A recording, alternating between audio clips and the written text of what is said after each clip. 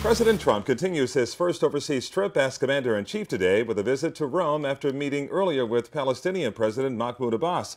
The president also speaking out about the terror attack in London. A lot on the president's plate today, and our D.C. Bureau Chief Ross Palumbo is covering it all for you from Capitol Hill. Ross. Well, Calvin, even with all that going on, it's the Russia probe that's taking center stage here on Capitol Hill today. The former director of the CIA, John Brennan, today testifying that Russia did, in fact, try to contact the Trump campaign during the election. It should be clear to everyone that Russia brazenly interfered. The former CIA director for the first time saying that Russia did contact the Trump campaign.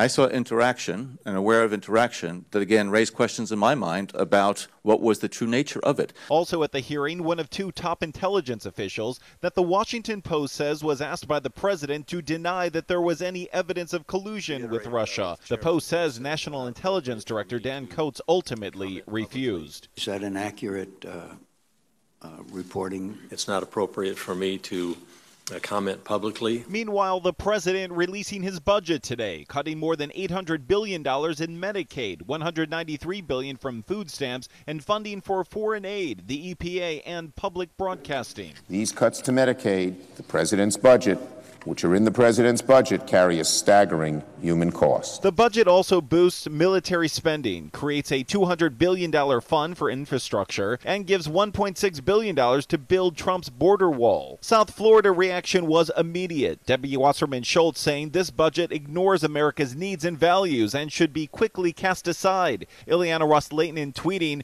the proposed budget takes away from the poor and elderly. Bill Nelson saying we should be focused on helping people, not hurting those who need our help the most. Look, yeah, we want to do some climate science, but we're not going to do some of the crazy stuff the previous administration did. All of this as the president spent the day in Israel, hoping to reignite peace talks between the Israelis and Palestinians. Trump meeting with Palestinian President Mahmoud Abbas in Bethlehem. I extend my hand to you to be your partner. The two leaders pledged to do their parts. I intend to do everything I can to help them achieve that goal. The two-day trip to Israel came to a close with President Trump and the First Family attending this memorial for Holocaust victims at Yad Vashem.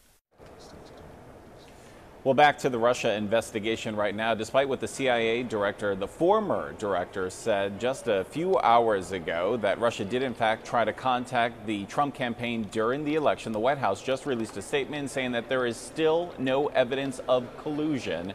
The president just arriving in Italy a little while ago. He'll spend the night there, Lori, and tomorrow he'll be meeting with Pope Francis at the Vatican.